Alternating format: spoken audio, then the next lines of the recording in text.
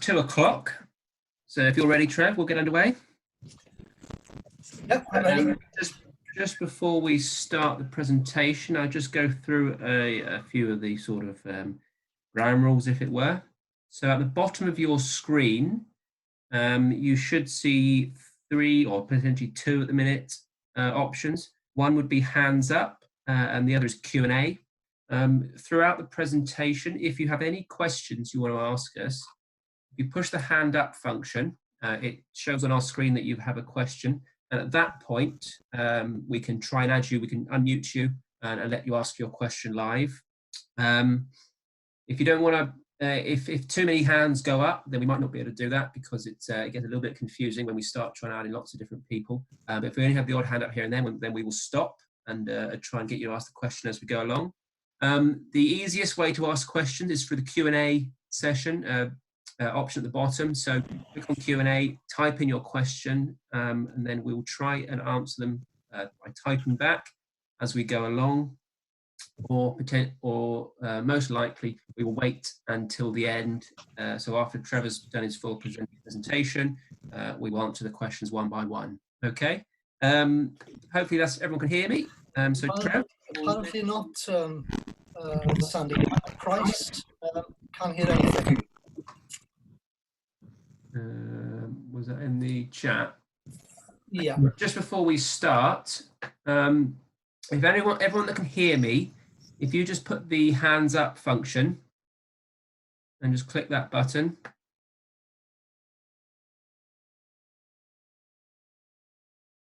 So it looks like the majority of people can hear me. So our mic, it might be something to do with your sound on your computer. Actually, you probably can't hear me say that.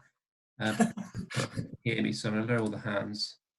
So we'll get underway, Trev. Mike, if you're struggling to hear us, I'll just type back in the chat there, but we'll try and sort that out with you. So, Trev, if you want to take it away. Okay, thanks, Sandy. Hello, everybody. My name is Trevor Davis, and in this first of 2 webinars, I'll take you through some of the key elements of the new World Handicap System. So some of you may have logged in on Tuesday when Sandy presented the second part of the rules. So some of the things you hear today may put in context some of the elements which Sandy covered a few days ago. And if this is your first webinar, then please join us next Tuesday for part 2. Right, we'll crack on.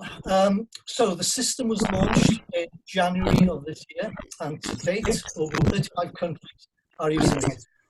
These include most of North and South America, Australia, South Africa, and some European countries such as Sweden and Finland. Feedback received from the audience so far has been positive. Yes, there have been issues, the main one being the use of technology. So it's absolutely imperative that both we and the clubs get this right. And Sandy will look at this aspect when he presents his second part of the presentation on Tuesday. The system will go live in all parts of the world between now and sometime in 2021. Here in GBNI, we still plan to go live on the 2nd of November this year. Thanks, Sandy.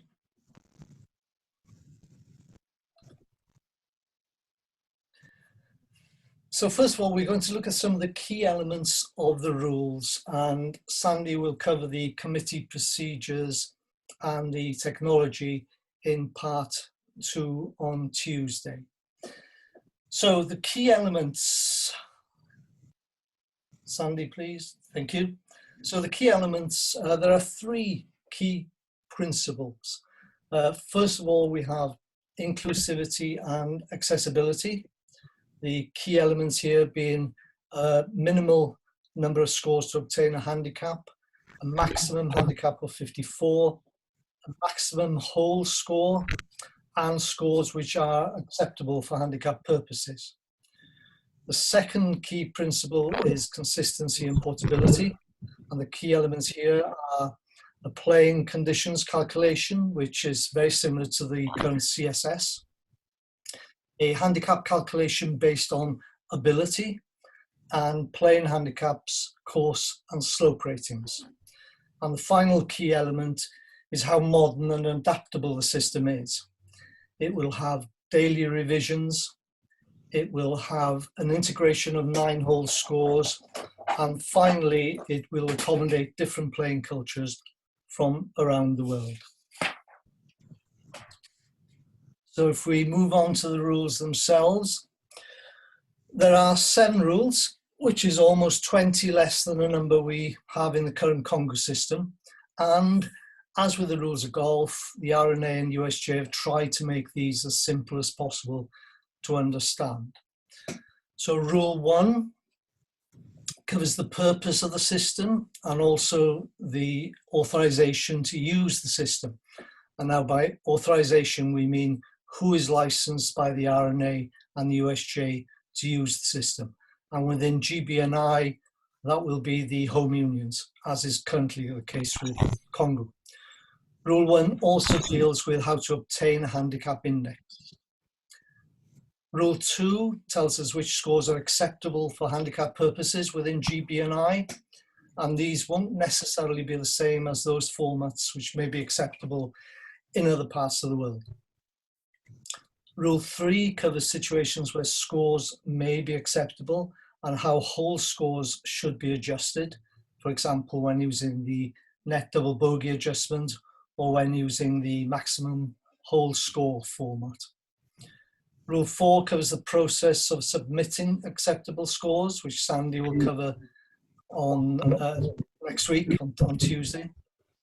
Rule 5 explains how handicap indices are calculated and the safeguards put in place to ensure that a player's handicap index reflects their demonstrated ability. Rule 6 will cover the number of strokes that a player needs to play any course. That's any course as long as it has a course and slope rating. And finally, Rule 7 shows the tools available to committees to allow them to make changes to players' handicaps, and most importantly, covers their role in setting up the terms of competition for all players. Again, this will be covered by Sandy next week. The new rules manual itself will be of a similar layout to the rules of golf, with examples, illustrations, and interpretations. And hopefully these manuals will be available in a few months' time. It's our intention to provide every club with 2 hard copies of the new rules.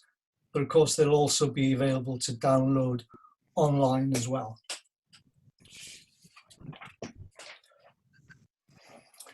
So what's the purpose of the World Handicap System? Well, the rules now include the USGA course rating system, something which we in Wales have been using for many, many years. And the system will become, and this system, the USGA rating system, will become a fundamental part of enabling golfers to obtain and maintain a handicap index, to use that handicap index on any golf course around the world, and to compete or play with anyone else on a fair and equal basis. But how does it do this? Well, we'll do it by having a course and slope rating for each set of tees, by applying adjustments to players' handicap indices to reflect the level of difficulty of the course being played and also the format used, by assessing the impact of playing conditions, that's similar to the current CSS, by limiting maximum hole scores, by applying uniform calculations for updating handicaps, and by updating these on a daily basis, and finally by reviewing players' handicap indices on a regular basis.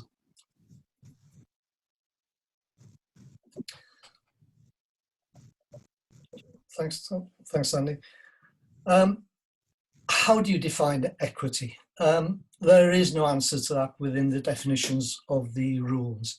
But what the RNA and USJ have tried to do is to create a system which is as fair as possible for all players.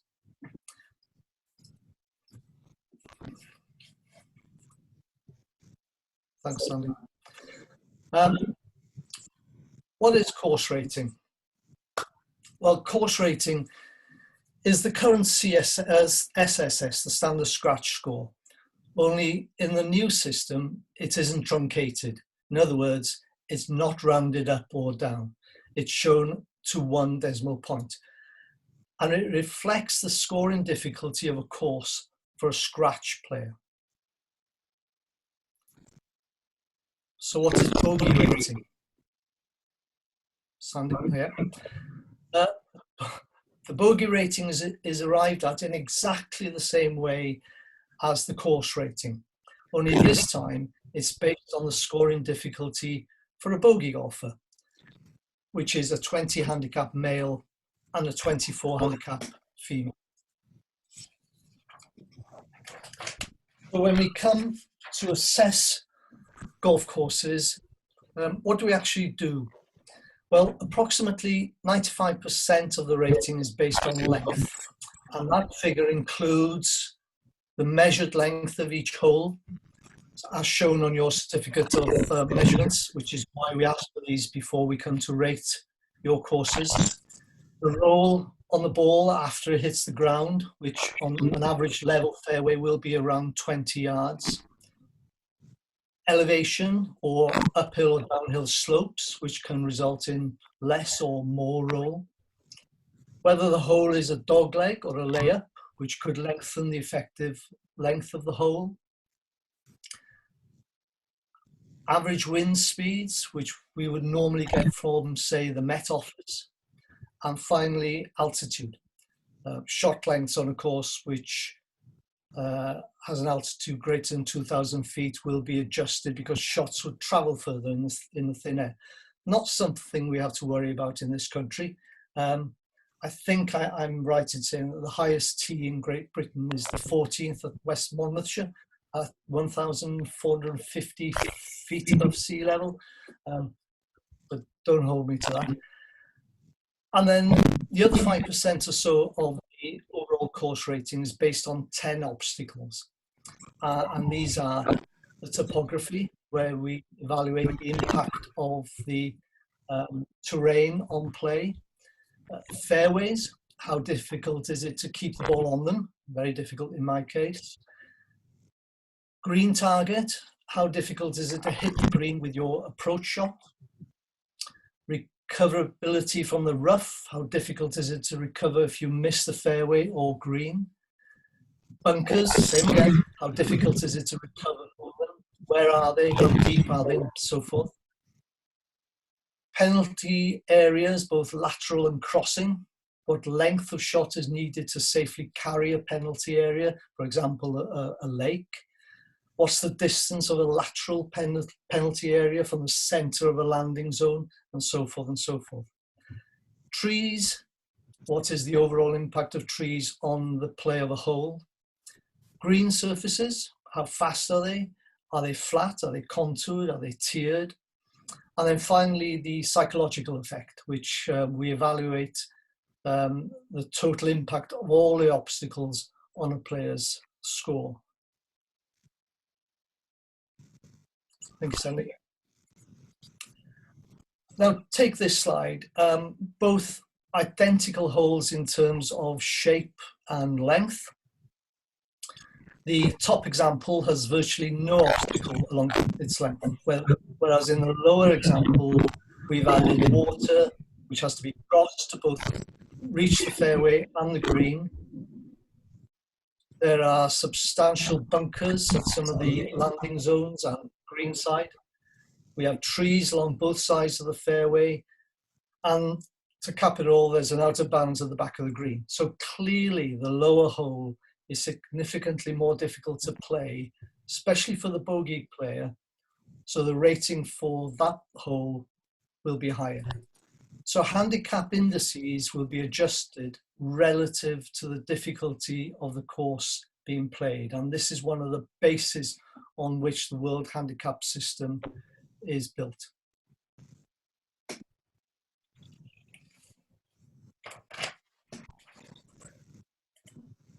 So we know what course rating is. What's slope rating? What is slope? Well, the way we adjust handicap indices is by using the slope rating of each particular set of tees. The slope is the relative playing difficulty of a course for a bogey golfer compared to that for a scratch golfer.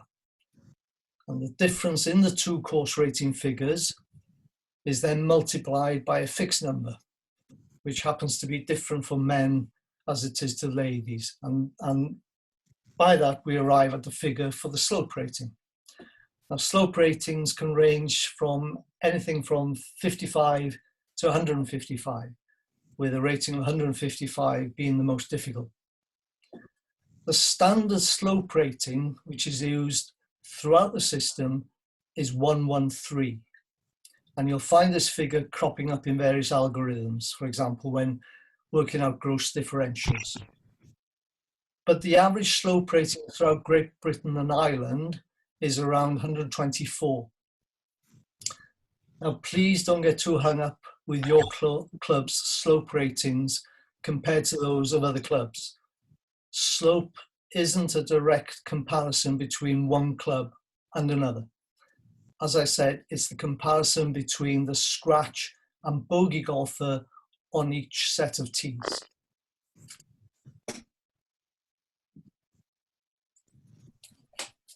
So moving on, how do we get a handicap? The simple answer to that is in exactly the same way as we do now. That's by submitting scores for 54 holes made up of any combination of 9 or 18 holes. How do we then calculate the handicap index starting from that initial handicap? Well, this table shows the sequence used. So from 3 to 5 scores, we take the lowest score differential and adjust that depending on the number of scores submitted.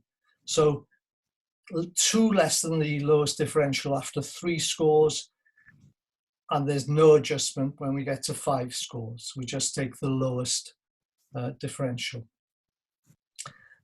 Thereafter, we start to average a set of the lowest differentials, starting from the average of the lowest 2 when we get to 6 scores, to the average of the lowest 8 when the player has a fully developed handicap record of 20 scores. And only scores from players with a fully developed handicap of 20 scores are used in the playing conditions calculation, the CSS, if you like. So how do we calculate handicap indices once a player has this fully developed handicap? Well, we know now that we average the lowest 8 to the most recent 20 score differential, rounded to the nearest 10th, so to 1 decimal point. And we have that now with our exact handicaps. But the system also has an inbuilt memory of all scores played, recorded within the past 365 days, 12 months. And it uses this memory to cap a handicap, to stop it rising too quickly, purely because of a short run of poor form. It also applies reductions for exceptional scores, which we do now, of course, but these will be done automatically. Having said that, the handicap committee can override the reductions if they consider it appropriate to do so. These next 6 or so slides show an example of a scoring record and how it develops and changes as new scores are added.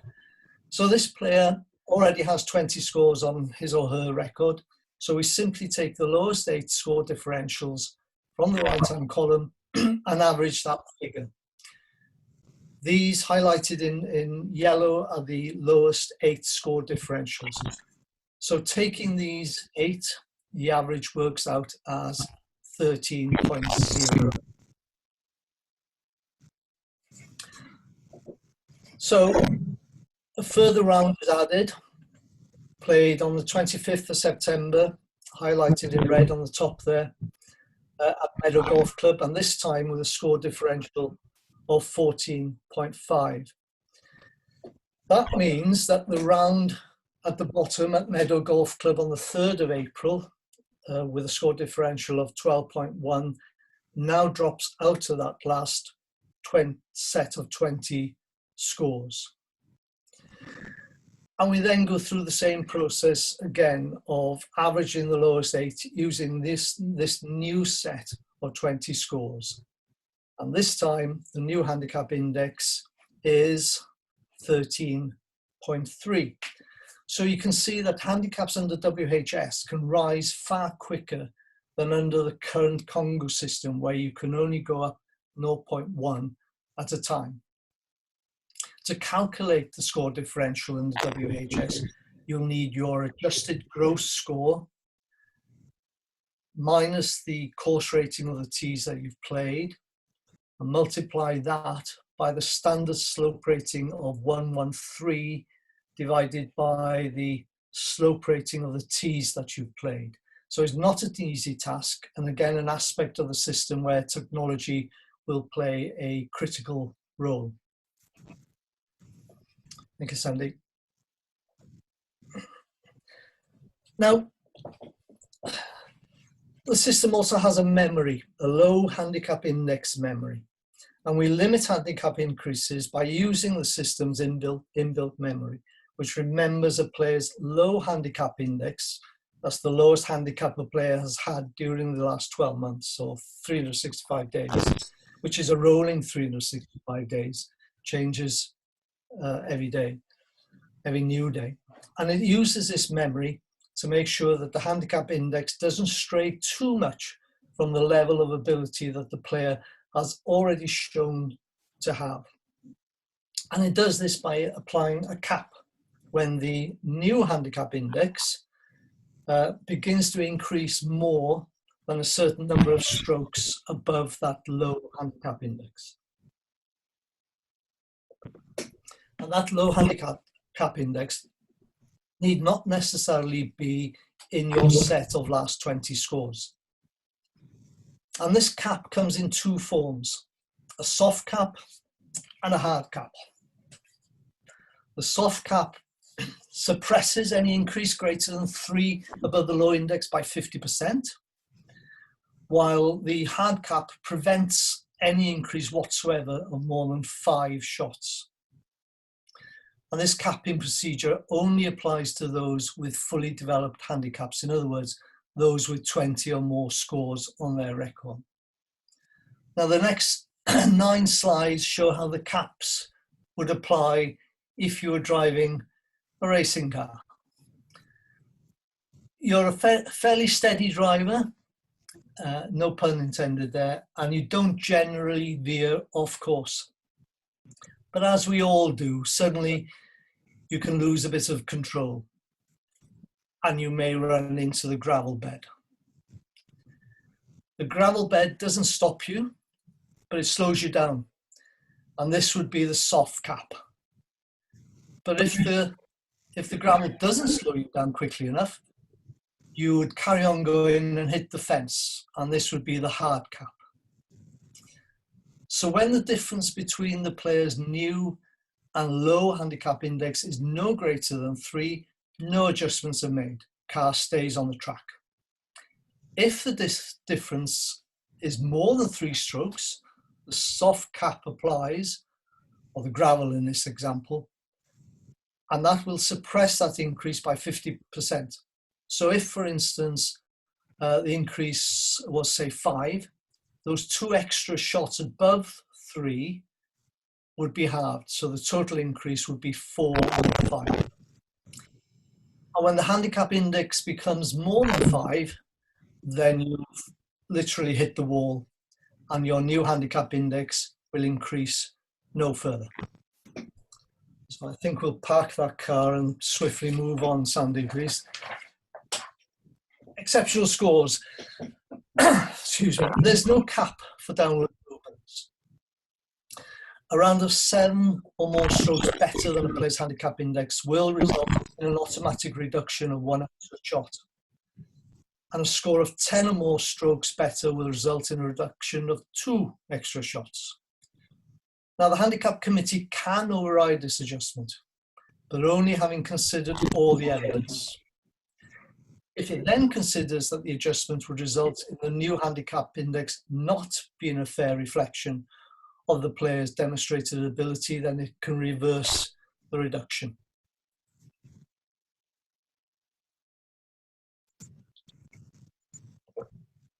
Playing conditions calculation, Rule 5.6. We're all familiar with this adjustment under the current Congo system, the CSS, and it's pretty much the same under WHS as well. The PCC is generally performed once a day, although there are a few exceptions. For example, if the weather is particularly bad in the morning and the complete opposite in the afternoon, you may have 2 PCCs, but this will be the exception rather than the rule. So a higher score on a tough day could end up as being one of your best 8. The PCC applies only to acceptable scores submitted by players with a handicap index of 36 or below. Under WHS, there are no categories. Category 1, 2, 3, 4, etc. disappear. And the range of adjustments for the PCC will be between -1 and +3, so the same as now. However, there'll be no reductions only under WHS. And the PCC is automatically applied to the score differential of all players submitting acceptable scores on that day. So that applies to those playing competitive golf and general play. In other words, supplementary scores.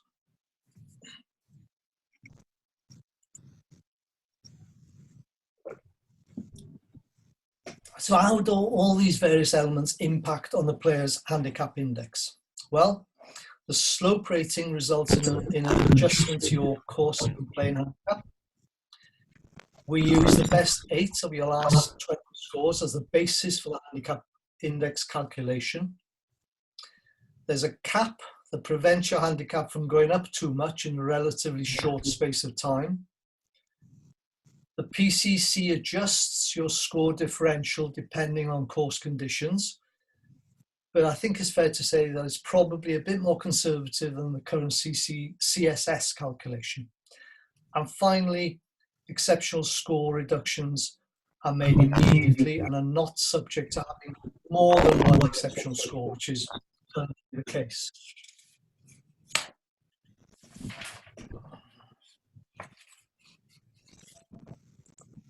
So what scores are acceptable for handicap purposes? And this is at the core of the handicap index calculation.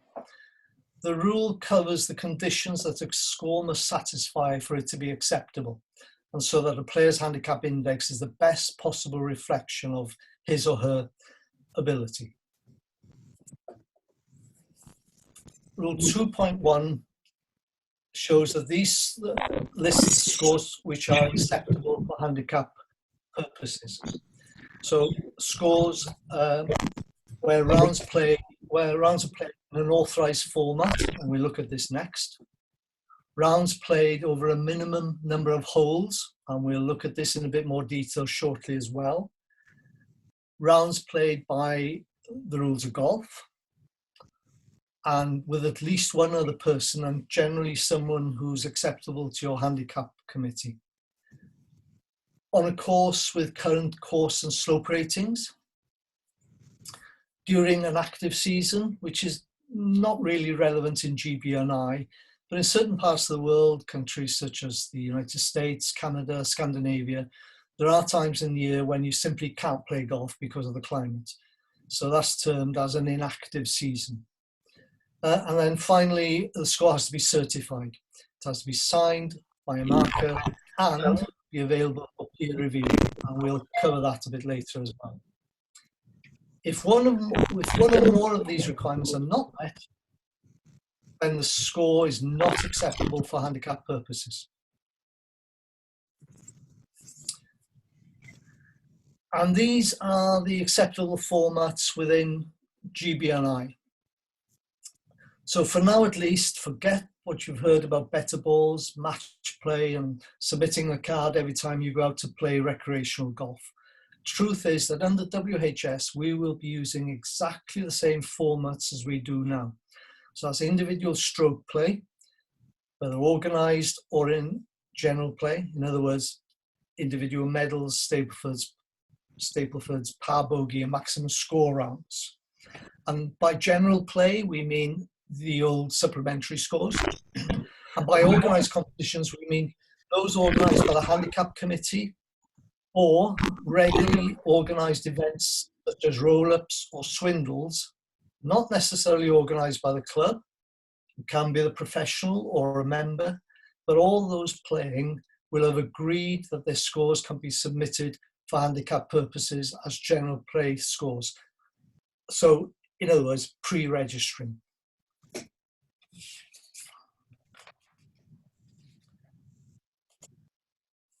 The minimum number of holes, rule 2.2. For an 18-hole score, a minimum of 10 holes must be played for the score to be acceptable. Now that may seem a strange statement to make, and we'll look at that next. But for a 9-hole score, all 9 holes must be played.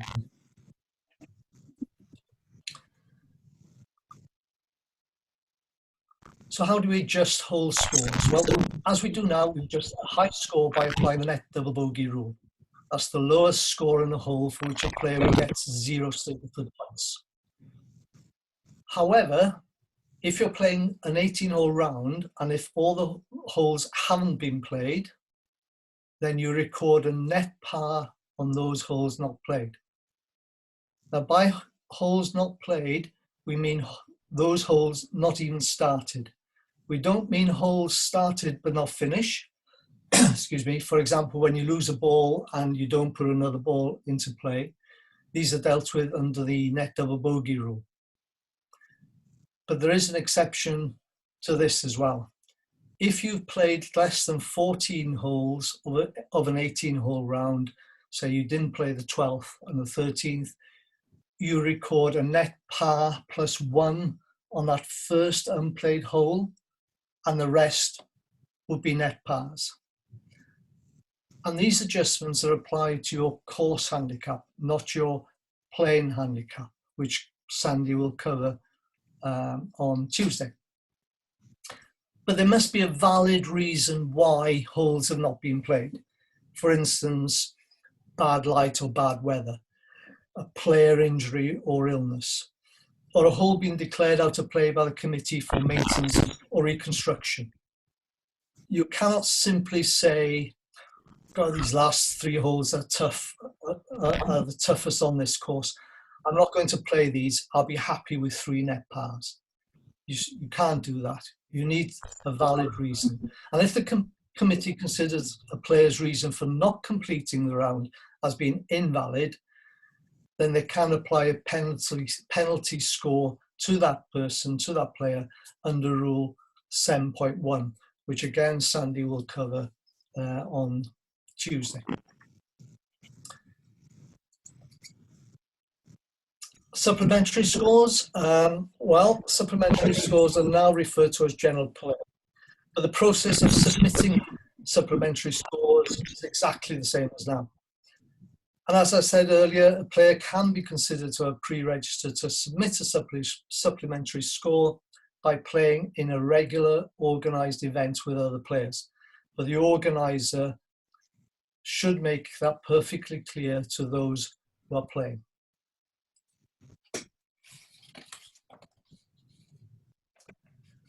When do you submit a score?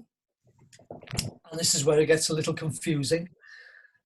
Many people now play competitive golf abroad, although sadly, not at the moment, we can't. But say you're playing in Spain, and the competition is an individual Stapleford. That's an acceptable format within both GBNI and Spain. So you must return your score to your home club. I think that's fairly clear. If you are playing in Spain in say a 4-ball better ball, And if that was an acceptable format in Spain, but it's clearly not over here, then you would also have to return your score to your home club. And this is where the technology will be crucial in facilitating that process. If you were playing in Spain in, say, a par bogey, which may not be an authorized format in Spain, but it is within GBNI, then again, you'd have to return your score to your home club.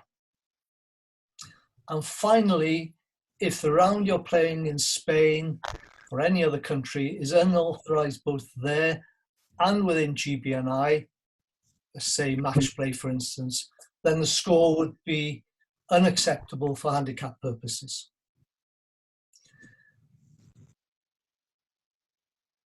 And then finally from me, for the moment anyway, Rule 4.4 certification scores. As I said previously, all acceptable scores must be certified by a marker and be available for peer review as soon as possible after completing the round. So by peer review, we mean that the card can be further scrutinized by someone other than the marker who is playing in the same group, so another one of your playing partners, or by someone who is a member of the same golf club. Now, a playing partner who wasn't your marker in the same group can challenge the score if he or she thinks that there are anomalies on the posted card. And a member of the club can reasonably verify or challenge the player's handicap index if he has knowledge that that player's demonstrated ability is different. So in order to allow all of this, the player's scoring records must be accessible to all other members of the golf club. This is again a technology issue, and the formatting of the records are covered in Appendix B of the new rules.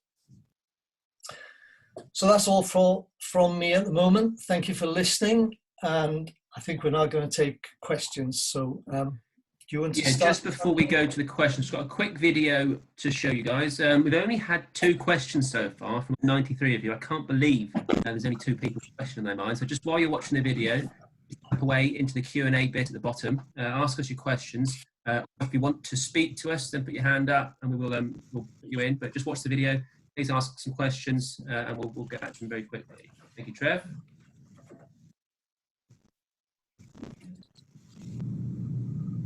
Every golfer is different.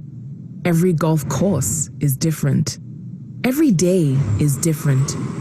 The aim of the World Handicap System is to take all these differences and produce a single measure of a player's golfing ability.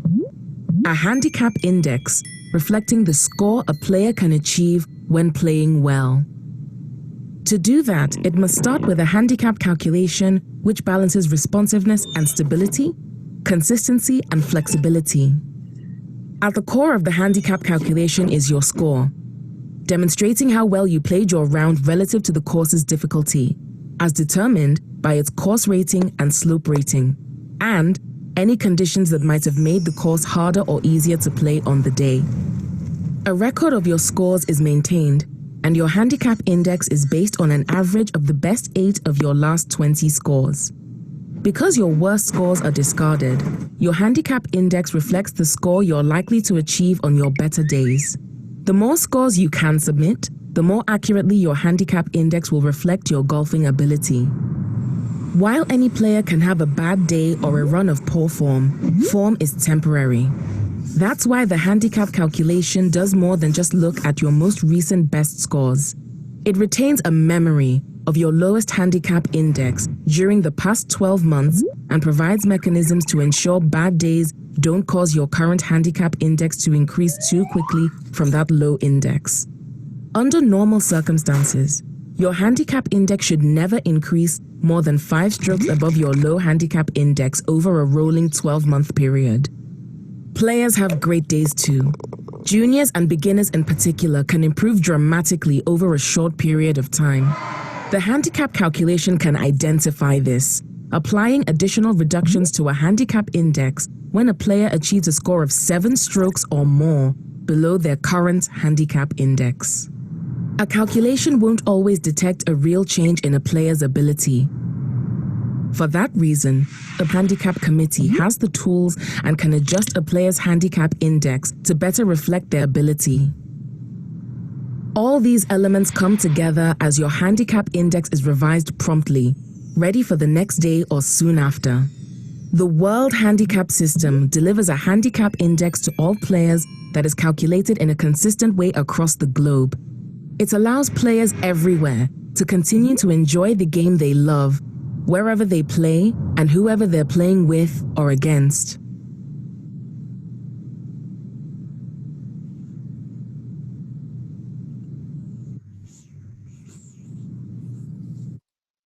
Lovely. Happily, as we've been watching that, the questions have been flooding in, so we will get straight onto them. So first question was, can we have the slides? Yes. We'll be putting everything up onto the website, including a recorded version of this, so we'll get them out to you. What is the impact of lift, clean and place fairways only? Trev, do you want to take that one? Impacting on in what sense? Clean lift and place on fairways will continue as it does now under the rules of golf. So scores will be acceptable when we have preferred lies in exactly the same way as they are. Lovely, thank you, Trev. Will there be some software issued to make all the required calculations?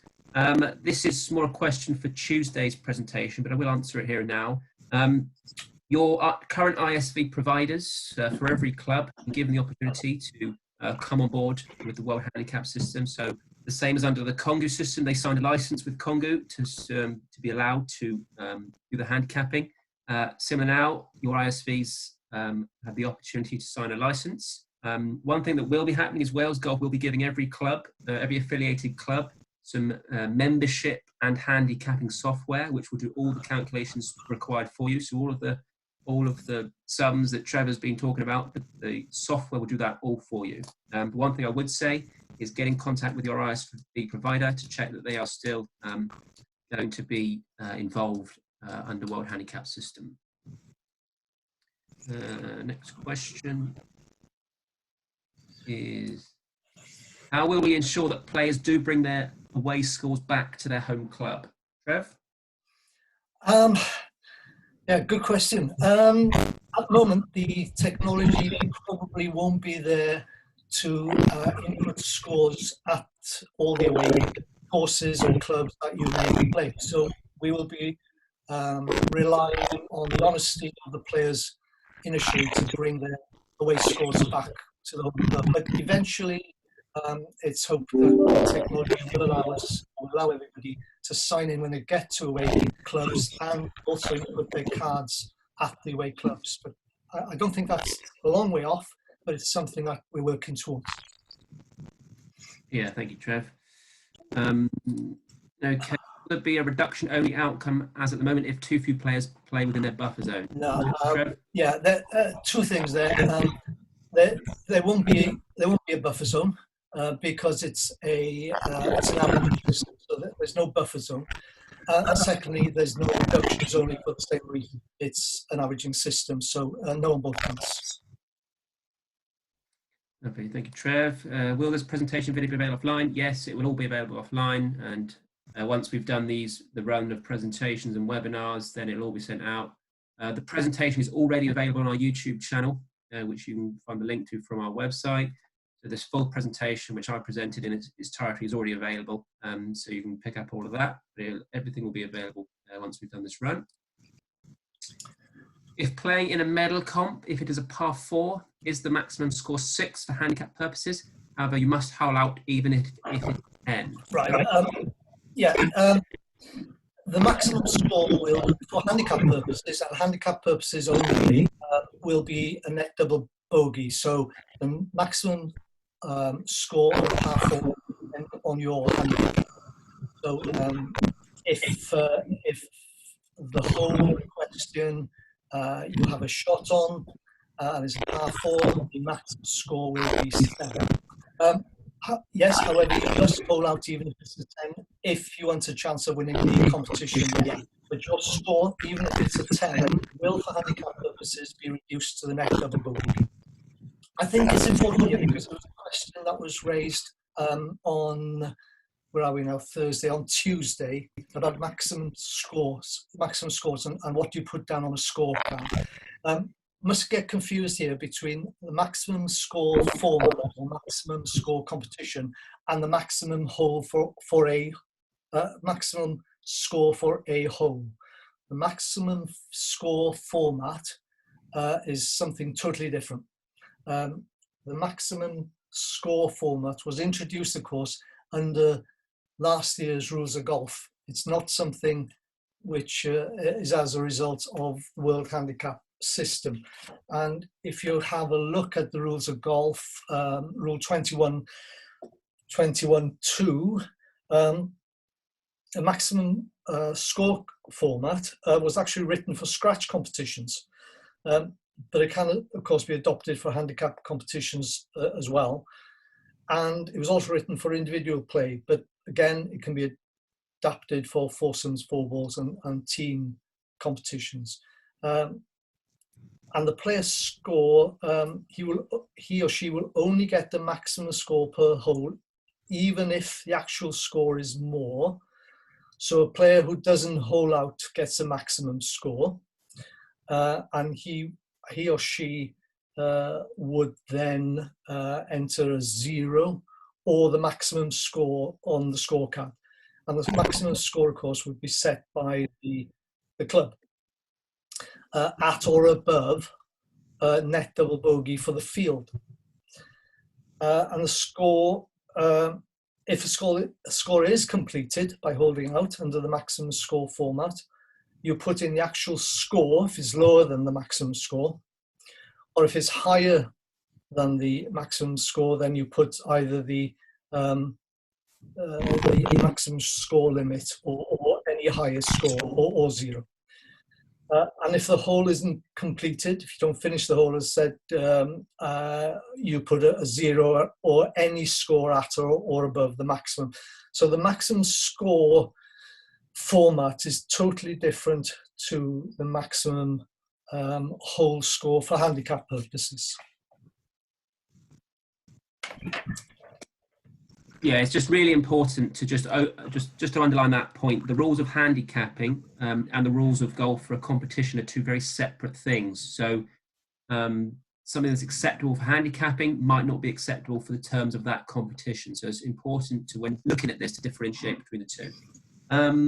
There's a few questions here about slope ratings. So are we able to issue course ratings at the minute? Do we have all the slope ratings? Yes, we do have all of the slope ratings. We've had them for years because we've been on the USGA system for years. Sandy,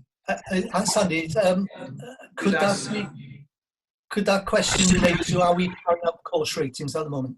Yes, I'm just going to cover it all off. So we won't be doing course ratings physically until it is safe to do so. However, that will not affect us being able to give courses their current course and slope ratings in line with the World Handicap System. We've got a little bit of delay at the minute, which has been caused by this situation where we're just trying to get all of the slope ratings, the course ratings all tidied up on the USGA system and in a position where we are happy that it is all 100% correct to send out to all of the clubs. The current situation won't affect that. It might affect this year's ratings, but we work on a 10-year cycle. So if there's a few clubs we might need to bump over to next year, then we'll do that, but that won't affect your ability to gain a rating this year. Is the technology / system available to clubs at present? Should people wish to test the systems? No, not at the minute. So the systems are currently being developed. So the membership and handicapping software, which we'll give you, is currently in the development phase. Please come on to next Tuesday's session. That webinar, we'll go into this in much more detail, but we're currently developing it, and then we will test it ourselves. And then there'll be a period where we will give you the system before World Handicap System comes on board, probably about a month, and you'll be able to use the systems alongside your current system to test it, to see how it works, and then on the 2nd of November, that will then go live. I'm a bit confused by the car analogy. Could you provide an example of someone's play on a specific day and how this would look? You want to check on that, Trev? Yeah, yeah, it confuses me as well, this one. If I was to go out today to play, there's a lot of interference on the sound, Sandy. If I go out to play today, then today's round will obviously be one of my last 20. So if then when averaging the best 8, if my handicap index suddenly leaps as a result, for instance, if the what was the 20th score on my record drops out and it was a particularly low score, which would result in an increase in my handicap index. If that handicap index increases by 1, 2, or 3 shots, fine, no problem. If that handicap index was to increase by 4 or 5 shots, then the soft cap would apply. In other words, it would be 50% of the increase over and above 3. So if it was to increase to 5, then that would be reduced to 4. If the handicap index suddenly shoots up to anything other in excess of 5 from the lowest handicap index, then 5 is the maximum increase that it will allow. So if it was to increase to, say, 6 or 7 or 8 or whatever above the lowest handicap index, 5 would be the absolute maximum. I'm not sure if that explains it. Yeah, I will just add on that, Trev, that you don't need to worry too much about the cap. And we're just trying to explain it to basically say your handicap will not go sky high because of an injury or a loss of form. The system will stop it going too high. That'll all be done automatically by the system. And it's a general thing for your whole scoring record throughout the course of the year. If you're going north very quickly, the system will stop that going too far up. So it will just cap it. It will slow it down and then stop it completely. Hopefully that helps explain that. When registering for, e.g. playing in a chuck-in, I think the question here is, do you have to pre-register for a chuck-in for your handicap, Trev? Yeah, you've got to have agreed that if you're playing a roll-up or swindle or whatever, you have to agree that you understand that the cards will be submitted for handicap purposes. And that's the same as pre-registering. So you don't have to physically pre-register, but by playing in a roll-up, swindle, chucking, whatever you like to call it, where it is made perfectly clear that all the cards will be submitted for handicap purposes, then that's good enough. Trev, at the moment, players have to submit 3 scores to maintain the handicap. Yeah. The players need to return with World Handicap System.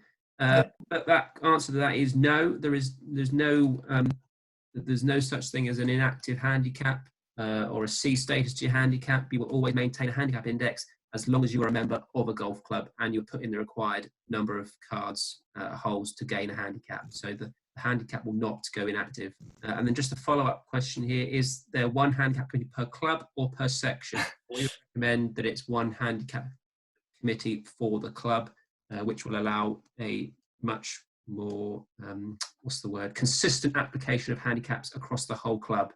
It's worth remembering that one person's handicap being incorrect can affect the whole club's handicap.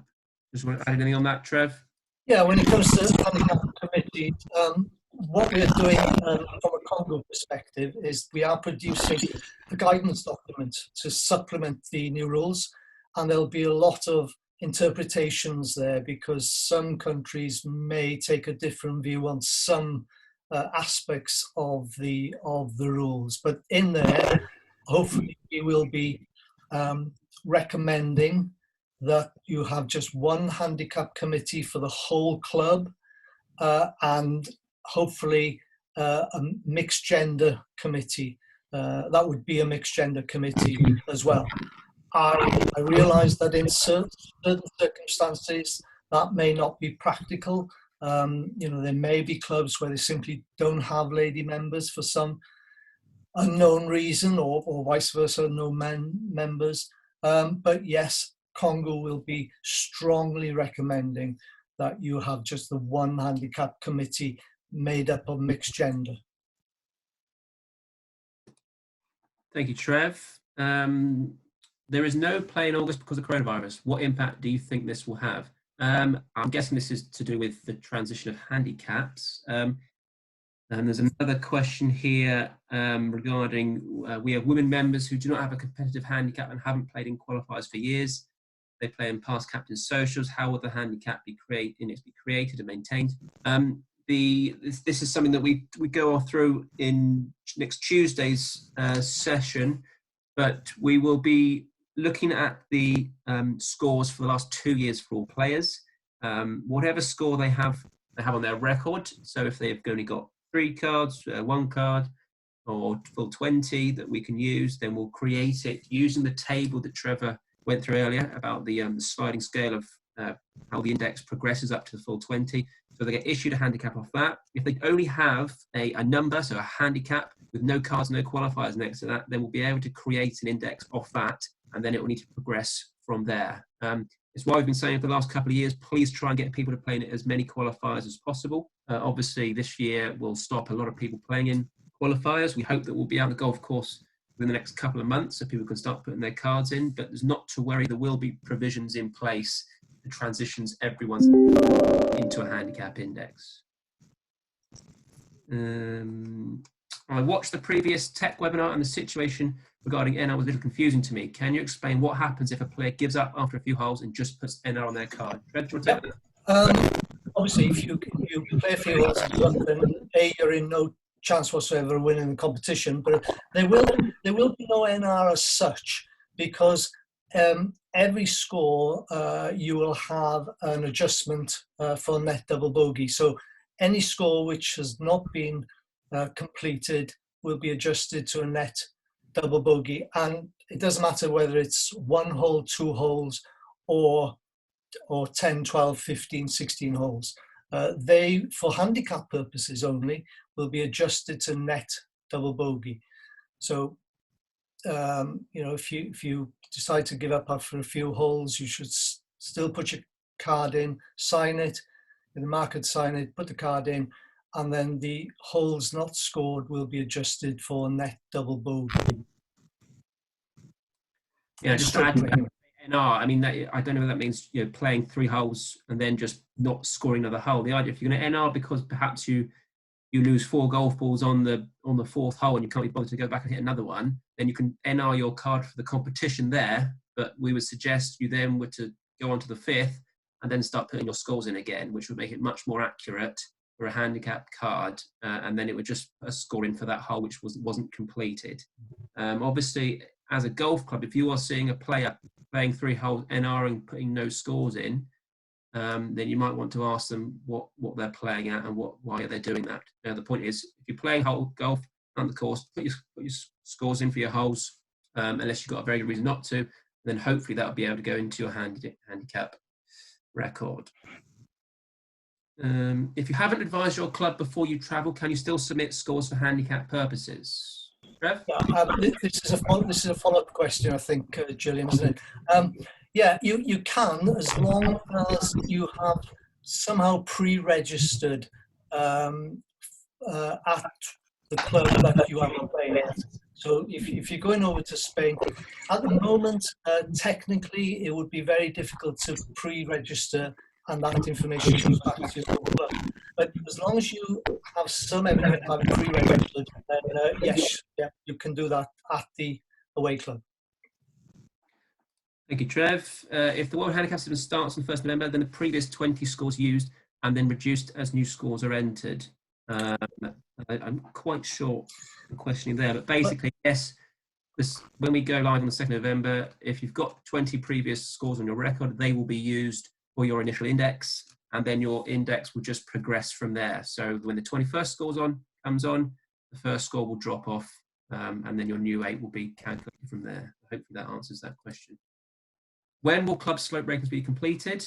I think I've answered this before. All the slope ratings are completed. We have them all. We're just tidying them up, ready to be sent out. so please don't worry about that. When playing team matches with handicap limits, what happens when your handicap is within the limit at your club, but not at some away clubs? Do you want to answer that one, Trev? I think I know. Okay, we're playing team matches with handicap limits. So you're playing a team match, and the handicap limit for this match is 5. Yeah. What happens when your handicap is within the limits of your home club, but not at some away club? I think the point here is all indexes will be comparable. So all competition terms of entry should be done on your handicap index. So if you're playing in a team match, it should be, and that's in a league format, then there should be handicap limits for that competition, which would mean this wouldn't ever happen. You wouldn't be playing at your home course off one limit and then going to an away course, that being different. Is that? Yeah, and I suppose that's why it's important that the handicap committee or the committee organising competitions make it absolutely certain that the terms of competition are made and adhered to. So if you've got team matches across say a county, then whoever's organising them should ensure that the limit is the same for every match. Yeah. What happens to those players who never submit more than 3 scores? So those players who never submit more than 3 scores, well, they'll never have a fully developed handicap index to begin with.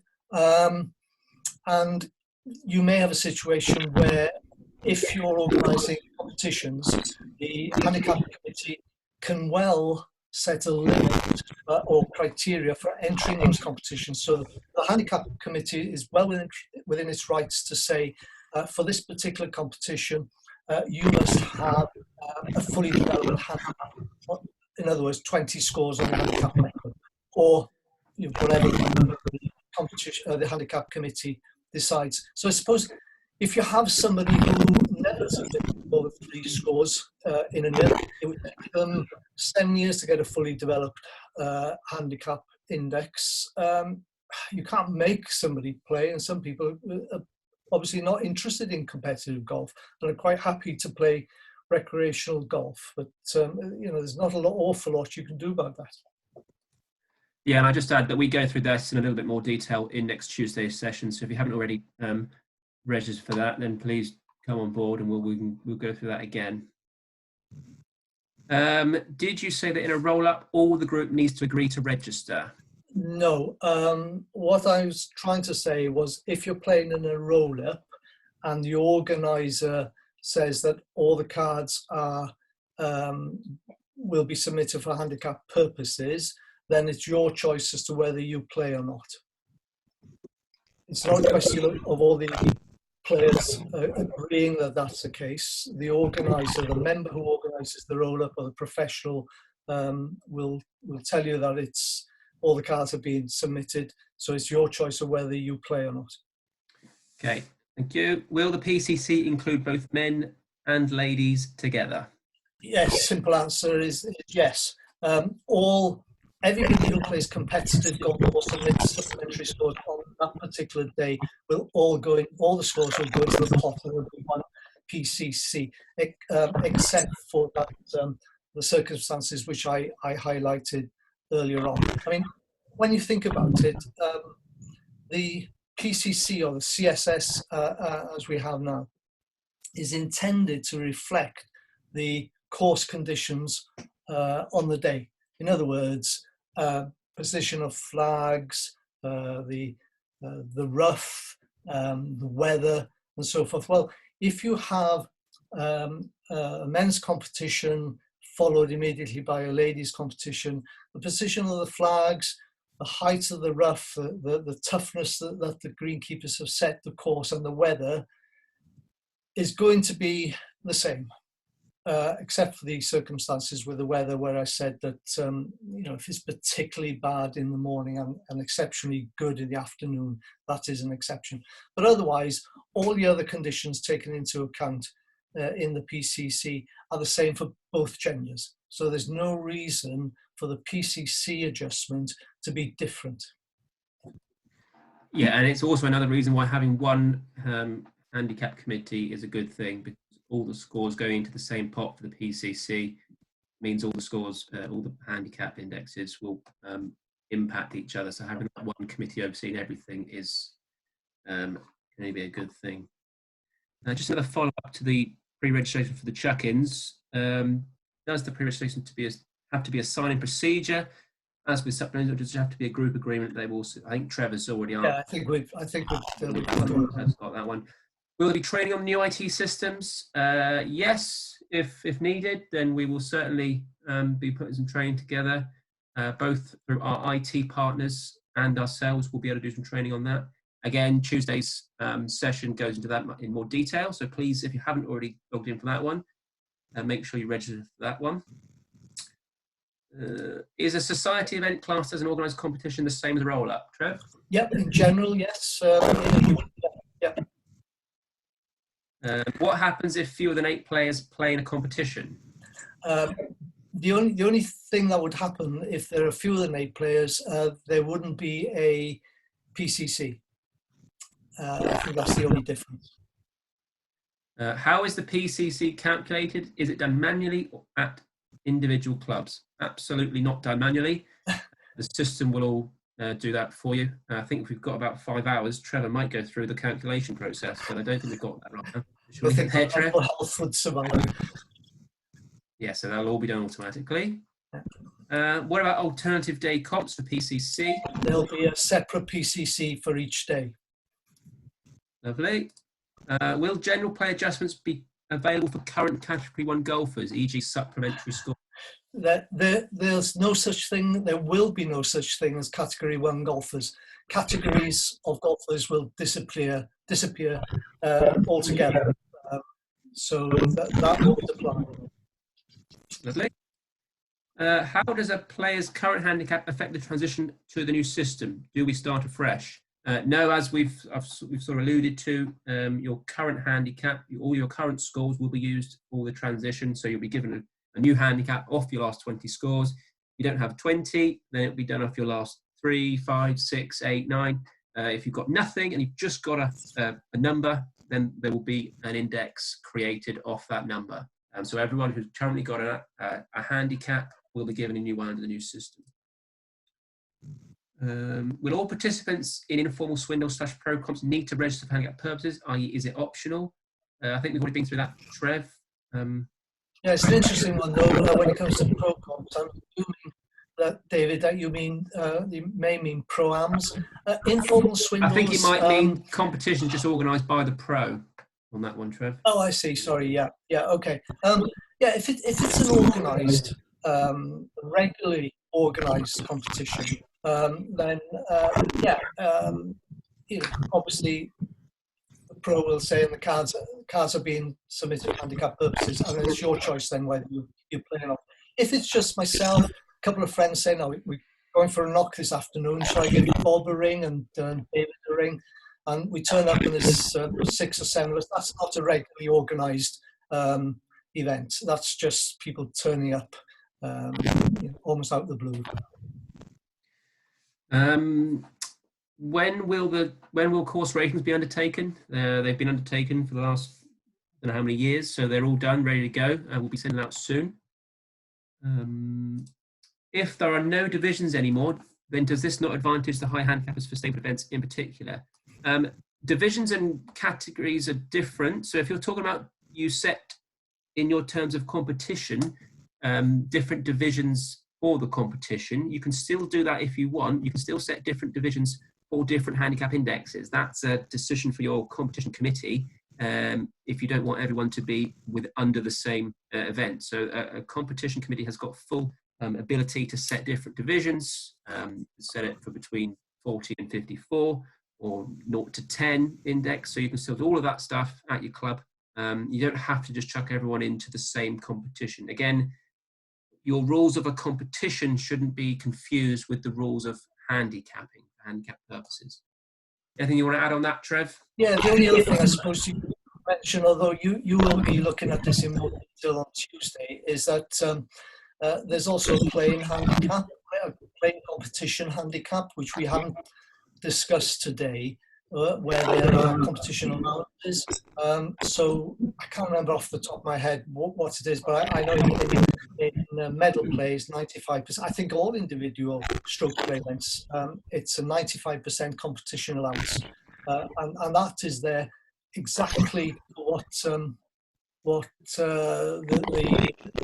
whoever it was has just asked. It's disappeared off my screen. For this equity, so it doesn't advantage anybody. But Sandy will cover that on Tuesday. Yeah, lovely. Thanks, Trev. Is it likely to move towards players inputting their own general play scorecards into the computer system to ensure timely revisions to their handicap index? In a lot of countries in the world, there is no such thing as sort of casual knocks. Every time they head out onto the golf course, they will put their card in for a handicap. It's just the way that they are ingrained, is the way they play golf. They just do it every time. That's obviously not what we do over in the UK, which is fine. If players still want to go out and just have a knock and not worry about the handicap, they can still do that. I think it would be a great thing if people were to put many of their cards in for the handicap index, because it would only make it really accurate. But we're not going to enforce that at all. It's up to the clubs, up to the players to decide. But I think it would only be a positive if people put as many scores as possible into their handicap records. We use Club V1 at the minute. Will the new software automatically pick up the last 20 scores, or do we have to enter it? As I said previously, if your ISV provider is coming on to the World Handicap System, that'll all be done automatically for you. You won't have to enter any scores. That'll all be between our software provider and the ISV. So we will have everything ready to go. As long as your ISV is signed up to the World Handicap System, we will work with them and everything will be ready to go for the 2nd of November for players. In fact, it'll be ready to go before that because there will be a month or so where every player, every club will be able to see the new indexes and see how they track before going live on the 2nd of November. One thing I would say is our technology provider went live with World Handicap System this week. So they've gone through the transition. It's gone very successfully, probably because no one's playing golf at the minute, so they've had no people to play. Their system was down for 25 seconds while they did the transition, and then World Handicap System was up and running. I was informed by USA Player they use a 10 scorecard system and it was not changing. No, the person was wrong. Yeah. I don't think there's anything more to add there. Can you please confirm that at least 8 players are needed to calculate a PCC? Therefore, any competition with less than 8 players cannot produce an acceptable score for handicap. No. You need 8 players, 8 acceptable scores for a PCC to be calculated. If there's less than 8 playing, there will be acceptable scores, but no adjustments will be made to take into account the course conditions. In the same way that if one player went out and did a supplementary on their own, and they did it properly, pre-registered, then that would be absolutely, that could go into their record. Even if there was no other competition, no one else put a supplementary in that day, it would still be acceptable for their handicap. If a player has to hole out on every hole to be eligible to win the comp, then in a max score comp, if 10 is set as max score and a player enters 10 on the card, how do you know if he has holed out and actually taken 10 shots, or he's picked up and recorded the max score? Yeah, the maximum score competition format is different to all other formats, or all other stroke play formats. So if you're playing a medal, stroke play, if you're playing a medal, then in order to have a chance of winning the competition, then obviously you have to score on every hole. If you're playing Stableford or par bogey, then obviously that's not the case. You simply put down 0 points in Stableford, or a plus or a minus, or a 0 in par bogey. But in a maximum score competition, you can still play that as a medal, and whatever the maximum score limit which has been set, regardless of whether you finish the hole or not, 10 is the absolute maximum you put down. I was quite surprised that the rules of golf were written with scratch golf in mind when scratch competitions were in mind when they brought out this format. I was always under the impression that it was a format designed primarily for very high golfers, so that they didn't have to keep going, up to 10, 15, 20 shots per hole. But apparently no, it was written for scratch competitions initially. So two things are totally different. Stroke play, in other words, medal, you obviously must score on every hole to be with a chance of winning. Maximum score format, no, you don't, is the answer. Thank you. Will our scorecards have to change now to add slope or course ratings for each tee? There's not a course or slope rating for each tee. You have to. I think the point on this, if your scorecards run out and you can order new scorecards to start for the 2nd of November, then that's absolutely brilliant. But there is absolutely no pressure that you'll need to have new scorecards ready to go for the 2nd of November. You still have stock, and I'd imagine a lot will have cards not being used at the minute. Then there will be no issue using them cards up until you run out and you have your new ones ordered. So it's one of the reasons we're not overly worried that you haven't got your slope and your course ratings to a decimal place yet, because there's no pressure for you to have new scorecards ready to go. In the same way, there was no pressure for you to have new scorecards ready to go under the new rules of golf and your new local rules, which printed on the cards. Just we need to get it done when you can. Your slope ratings, your course ratings, you have plenty of time. But if you're still using old cards, then there'll be no issue there. The most important thing is that we get the technology up and running. So when you come off the course with your scorecards, you can enter it into the system and that all works properly. Just one thing with Mike's question there, Sandy. Yeah. You may need a set of tees rather than individual tees. And yes, there will be a different slope rating for each set of tees. So your red, yellow, white, blue, black, whatever. They will each have a different, well, not necessarily, but they'll each have a different set of slope ratings. Yeah. So we will have to. So will we have to put our score into the computer if a couple of us go out for a Wednesday knock? I understand that our regular money ones will count, as we will be aware that this is included in the new system. No, if you're just going out for a knock with a friend, just a couple of you, you don't have to put every card in for a handicap. And that's one of the common misconceptions with the World Handicap System. Yes, they do that in other areas of the world, but in terms of your current golfing outlook, then no, that will not change. If you just want to go for a casual knock, you haven't got to put it in. If an organised competition, then yes, you would. And if someone designates your roll-up is going to be handicap qualifying, then that would go in as well. Will a players playing handicap at their home club alter depending on which set of tees they play from? Again, we'll go through this on Tuesday. That's part of Tuesday's presentation. So please tune in for that. We'll go through that. But yes, you play from different set of tees. You may well have a different course handicap.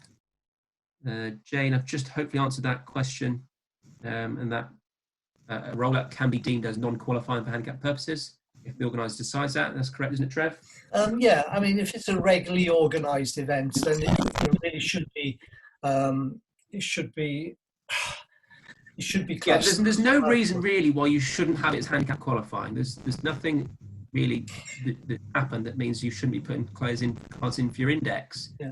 So if there's no hard and fast rule that says you must put it as a qualifier, but we would strongly recommend that as much as possible. You know, one of the advantages of the new system when it comes to handicaps is that if you go out and have a really bad day, that won't necessarily make any difference to your handicap index, because it's highly unlikely that very bad round will be one of your 8 bests. If it is, then you're in trouble. But I think that's one of the advantages of this system over the Congo system, is that a really bad round shouldn't make any difference to handicap index. Yep. What happens if a player does not return their card? How is this recorded on the handicap record, and what differential is this recorded as? Again, we go through this next Tuesday. There's several things you can do when a player doesn't return their card. You've got to look at the reason why. It depends whether a card can be found, and then that will inform of what you need to do in terms of putting a score onto the record. So please come on next Tuesday at 2 if you can, and we'll go through it then. If one NRs you said will be adjusted by the software automatically. Yeah. If you NR a hole, a single hole, or a number of holes, then yes, the software will automatically give you a net double bogey. If you're saying that the whole card is NR'd, then any hole on that card which hasn't been filled in, if you like, then those holes will also be automatically adjusted to net double bogey. Lovely. NR, it says that 9 holes must be played in 9-hole comp, otherwise it is not loaded or used for calculation. Yeah, Gene. Is it Gene? No, it's Jane. Yes, Jane. So for an acceptable score on a 9-hole comp, then you must play all 9 holes. If it's a medal competition and the net double bogey will still apply. If there's a hole there where you don't complete because you haven't put another ball in play, the net double bogey will apply. But yeah, in a 9-hole, you must actually physically play all 9 holes and not walk in on the 8th. You can't scale up a 9-hole score from, say, 6, 7, or 8 holes. Lovely. Can you give an idea of the highest and lowest course ratings in Wales? I think from what I've said. Sorry? I wouldn't have said off the top of our heads we can. I think that the highest one in Wales, at least one of the highest, is the Black Course at Porthcawl, which is around 144, if I remember. I'm not so sure about the lowest, but I know Phil is with us from Llandrindod, and I think Phil course there is about 113. But again, don't get too het up about this these rating figures because having played Llandrindod many times, it isn't an easy course. It's a purely fact that it's a comparison between the scratch golfer's rating and the bogey rating on that particular course. It's not a direct link between other courses. Yeah, as you said, Trev, don't compare like with like. That you can't compare one course with another. If you have an organised roll-up of say 12 men, do the cards go in as a general card without using the course conditions of the day, i.e. strong winds, or would they go in like a competition? My understanding is that the PCC cuts in automatically, doesn't it, Trev? Yeah, all cards submitted for handicap purposes on the day will be used to determine the PCC, as long as there's a minimum number of cards. Yeah, so yeah, it's all done automatically.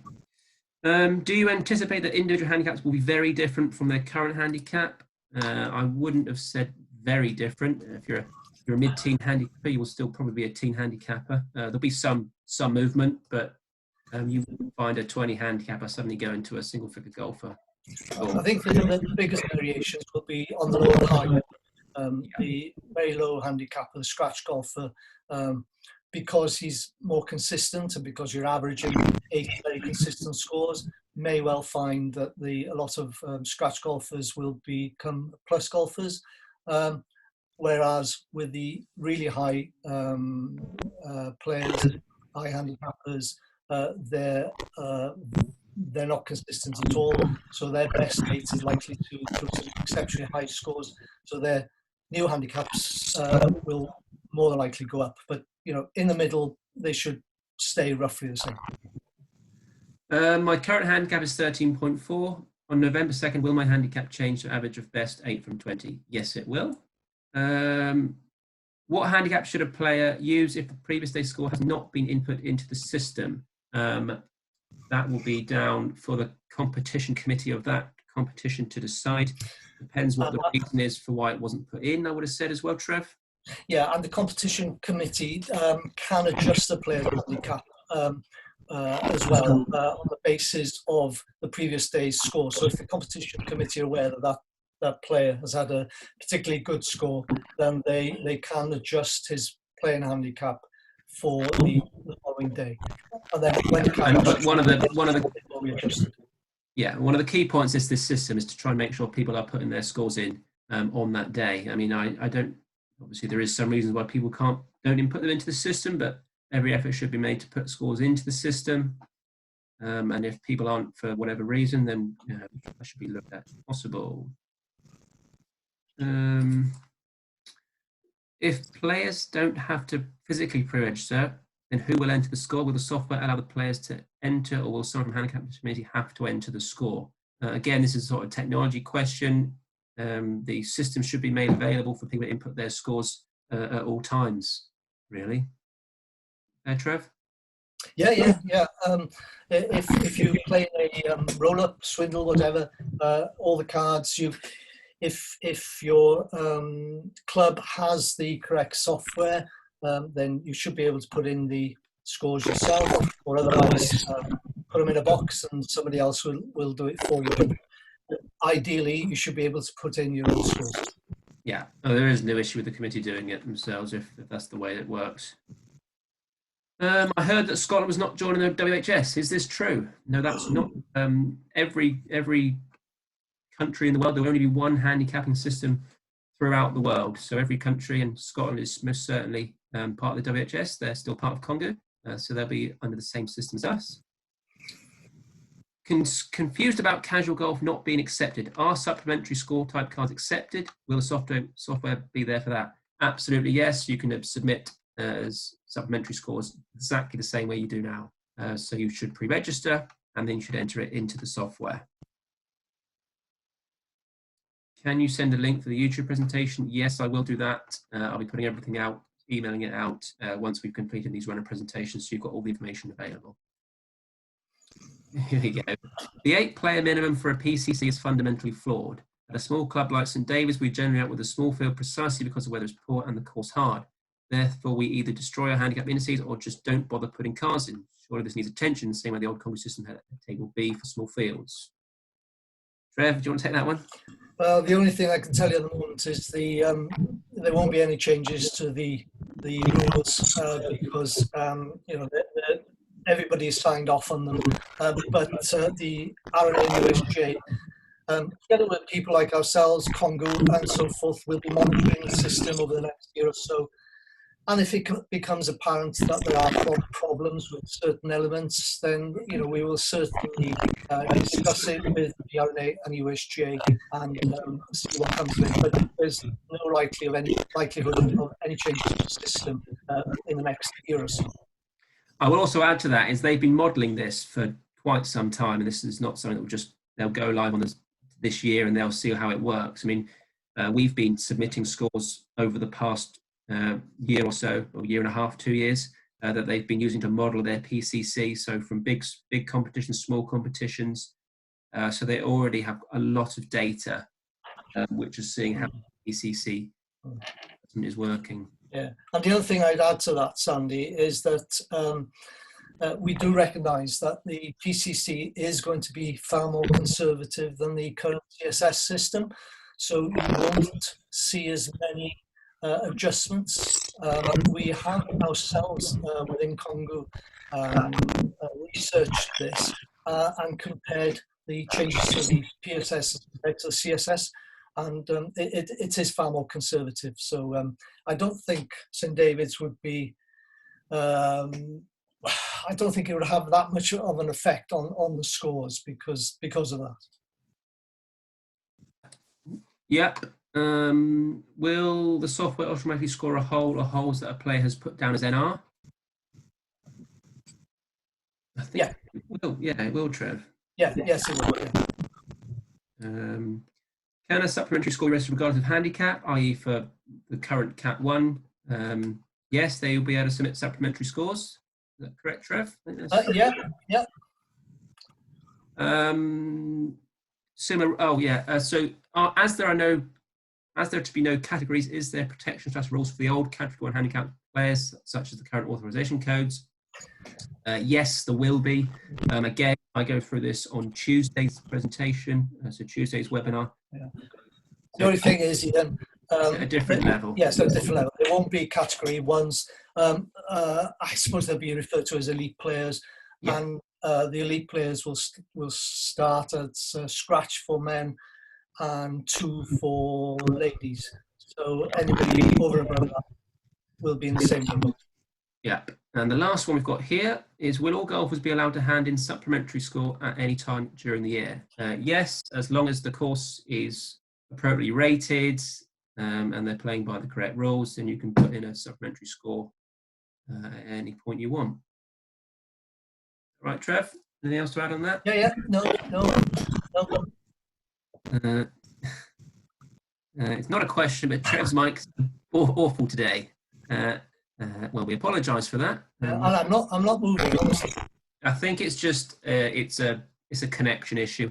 And I think it's worse when both me and Trev are unmuted. I've been trying to mute myself when Trev's talking, so I apologise if there's been some interference during the presentation. Obviously, it's not the ideal set of circumstances that we're doing it like this. We're trying our best to get all this information out to you in the only way we can at the minute, really. So it's never going to be perfect and ideal, but I hope that you've all appreciated this. It's been useful. There is a presentation up on the YouTube which is it doesn't crackle, so hopefully you'll get the raw information from that, which we've been through today, and it also includes the second section, so the webinar that I'm going to be doing on Tuesday. Yeah, hopefully it's been good enough that you've got the gist of what we're talking about, and also managed to get the answers to these questions where we can. Helen Knowles, put your hand up. Is that for a question or? Oh, Helen, we can add you in to talk. Helen? Oh, hang on. Hang on. Helen, are you there? Can you hear us? I didn't ask the question. I don't know why. Pardon? I didn't ask the question. You didn't want to, or you do? No, I didn't. I did not. Oh, okay, so your hand went up with the function. We thought you wanted to ask us Sorry. something. That's okay. Okay, so I think that's us done. Thank you all very much for listening. If you do want to come and listen to the technology and the committee procedures, a lot of the questions you've been asking today will be included in that presentation. So hopefully for those questions, that will help a lot with that. Hopefully everyone is available to register that. We've only got 30 people on that one so far, so plenty of space up to 100. Thank you all very much for watching, listening. I hope this has been useful. I wish you all to stay safe, and we look forward to seeing you all soon. Thank you. And thank you, Trev. Thanks, Andy.